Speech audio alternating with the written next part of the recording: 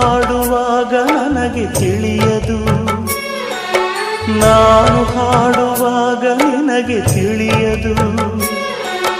ಹಗಲಿಗೂ ನಡುವಿನ ಇರುಳಿಗೂ ಮರೆವಿನ ಶಾಪವೇ ಆಟವಾಗಿದೆ. ಮಕ್ಕಳು ಮರೆತರೆ ತಾಯಿಗೆ ನೋವಿದೆ, ತಾಯಿಗೆ ಮರೆತರೆ ಜಗದಲ್ಲಿ ಏನಿದೆ. ಮರೆಯದೆ ಮರೆವು ಮರೆಸೆಯ